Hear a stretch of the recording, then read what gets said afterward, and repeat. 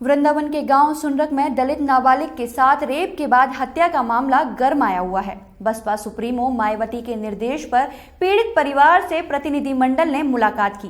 पूर्व मंत्री गयाचरण दिनकर व श्याम सुंदर शर्मा के साथ बसपा के वरिष्ठ पदाधिकारी व कार्यकर्ता भी मौजूद रहे। वृंदावन कोतवाली क्षेत्र में 8 साल की मासूम की रेप के बाद हत्या के मामले में बहुजन समाजवादी पार्टी का प्रतिनिधिमंडल पीड़ित परिवार के घर मुलाकात करने पहुंचे।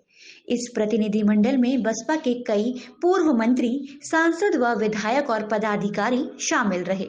प्रतिनिधिमंडल ने पीड़ित परिवार से मुलाकात की और मामले की जानकारी ली। पीड़ित परिवार के घर पहुंचे बसपा नेताओं ने परिवार को हर संभव पार्टी के द्वारा मदद का भरोसा दिलाया और उत्तर प्रदेश सरकार की कानून व्यवस्था पर सवाल खड़े किए। मीडिया से बातचीत करते हुए बसपा के पूर्व मंत्री गयाचरण दिनकर ने कहा कि पीड़ित परिवार से उनके प्रतिनिधि मंडल द्वारा मुलाकात की गई है। पीड़ित परिवार पुलिस की कार्यशैली से खुश नहीं है। आरोपी पुलिस ने गिरफ्तार किया है। यह घटना वह अकेला नहीं कर सकता। उन्होंने अन्य लोगों के शामिल होने की भी आशंका इस घटना में जाहिर करते हुए पुलिस से घटना की जांच करने की मांग की है। पूर्व मंत्री गयाचरण दिनकर ने यूपी सरकार पर भी निशाना साधा। उनका कहना है कि भाजपा सरकार में दलित महिलाओं के साथ अत्याचार हो रहे हैं। एनसीआरबी की रिपोर्ट के मुताबिक यूपी में दलितों पर सबसे ज्यादा घटनाएं हुई हैं। समाज का हर वर्ग प्रदेश में अपने को असुरक्षित महसूस कर रहा है। कानून व्यवस्था के मामले में सरकार पूरी तरह फेलियर है, विफलता साबित कर चुकी है। अब सरकार को इस्तीफा दे देना चाहिए। भाजपा सरकार संविधान के जीने के अधिकारों को भी छीन रही है। मंत्री जी आज पीड़ित परिवार से मिलने आए हैं वृंदावन। क्या आश्वासन दिया गया परिवार को? क्या बात हुई हो चर्चा परिवार? आज उत्तर प्रदेश के मथुरा जनपद के वृंदावन पुलिस स्टेशन के अंतर्गत एक सुनरक गांव है, जहां 26 नवंबर को एक 8 वर्षीय पुत्री जो शशि कुमार की पुत्री है, वो अपने मामा और मामी के साथ 26 तारीख को लगभग 4 बजे वो लकड़ी बीनने के लिए गई थी। जंगल से वो गायब हो गई। पूरे परिवार के लोगों ने, मोहल्ले के लोगों ने, लगभग 150 की तादाद में लोगों ने पूरी रात खोजबीन की, लेकिन लड़की रात में नहीं मिली। सुबह वो लड़की नग्न अवस्था में मिली, जिसकी गर्दन तोड़ दी गई थी, जिसके पैर तोड़ दिए गए थे और जिसके की स्थिति प्राइवेट पार्ट वगैरह को देखने से ये लग रहा था कि उसके साथ गैंग रेप की जैसी जघन्य घटना घटी। मुंह में कपड़ा उसके ठूसा हुआ था। पुलिस ने ज़्यादा हाथ पैर हिलाने की, ऐसी गंभीर और विभत्स घटना में ज़्यादा हाथ पैर हिलाने की कोशिश नहीं की।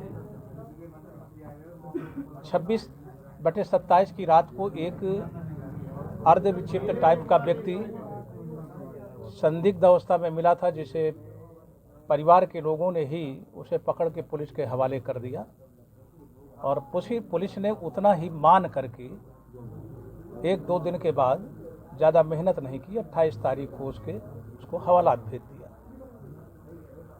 पीड़ित परिवार के पास मैं आया हूँ। पीड़ित परिवार के लोगों का कहना है कि घटना की जो स्थिति है वो बता रही है कि ये एक व्यक्ति का काम नहीं हो सकता है। इस घटना में कई लोग शामिल हैं। जहां पर लाश मिली है वहां वो घटनास्थल नहीं है, घटनास्थल अन्यत्र है और उसकी हत्या करने के बाद वहां पर उस लड़की को फेंका गया है। पुलिस की कार्रवाई से पीड़ित परिवार खुश नहीं, संतुष्ट नहीं। पीड़ित परिवार का कहना है कि जिन लोगों ने भी घटना की है उनको ट्रेस किया जाना चाहिए, उनको गिरफ्तार किया जाना चाहिए और उनके विरुद्ध कठोरतम कार्रवाई की जानी चाहिए और अदालत में इस तरह की पैरवी की जानी चाहिए कि उन्हें ऐसी सज़ा मिले जो मृत्यु से कम न हो, मृत्युदंड से कम न हो। वैसे भी जब से भारतीय जनता पार्टी सत्तारूढ़ हुई है प्रदेश में, तब से एंटी रोमियो, मिशन शक्ति, नारी सशक्तिकरण जैसे तमाम अभियान जबानी तौर पर चलाने का काम सरकार ने किया है। लेकिन आए दिन इस प्रदेश में विशेष करके शेड्यूल कास्ट, शेड्यूल ट्राइब्स की बालिकाएं, महिलाएं असुरक्षित हैं, उनकी इज्जत और आबरू सुरक्षित नहीं। उत्तर प्रदेश ने इस वर्ष अनुसूचित जाति, अनुसूचित जनजाति की महिलाओं के साथ और बालिकाओं के साथ जो रेप, गैंग रेप, रेप के प्रयास, रेप के बाद हत्या जैसी घटनाएं जो हुई हैं, एनसीआरबी की रिपोर्ट बता रही है कि उत्तर प्रदेश ने भारतवर्ष में टॉप किया है अपराध के मामलों में, अर्थात अंधाधुंध अपराध बढ़े। और केवल शेड्यूल कास्ट, शेड्यूल ट्राइब्स नहीं, समाज का प्रत्येक तबका असुरक्षित जैसा महसूस कर रहा है। सबके साथ जुल्म ज्यादती की अंधाधुंध घटनाएं घट रही हैं। सरकार फेल है, सरकार का कोई नियंत्रण नहीं रह गया, अपराधी बेखौफ हैं और ऐसी हालत में लग रहा है कि जनता द्वारा चुनी गई सरकार अपने पद के दायित्वों और कर्तव्यों के प्रति शून्य है। ऐसी सरकार को जनहित में, जनता के हित में इस्तीफा दे देना चाहिए और जनता पर रहम खा करके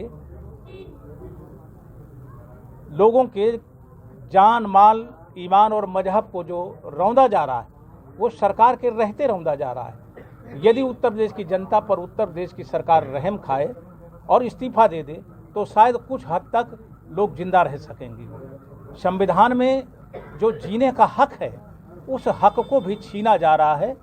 बेहिसाब अपराध हो रहे हैं और हर प्रकार के अपराध हो रहे हैं। इसलिए आदरणीय बहन जी के निर्देश पर मैं पीड़ित परिवार के पास आया। पीड़ित परिवार के दुख में हम शामिल हैं। पार्टी के सभी साथी गणों ने पीड़ित परिवार को आश्वासन दिया है कि हम आपके दुख के साथ हैं, इंसाफ दिलाने में पूरी ताकत लगाएंगे, पूरी मेहनत करेंगे और हर प्रकार की हर संभव मदद पीड़ित परिवार को देने का बहुजन समाज पार्टी काम करेगी।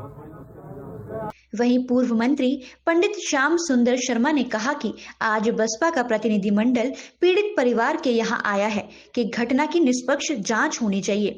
जिस स्तर पर पार्टी को जाना पड़ेगा, पार्टी जाएगी और पीड़ित परिवार को न्याय दिलाएगी।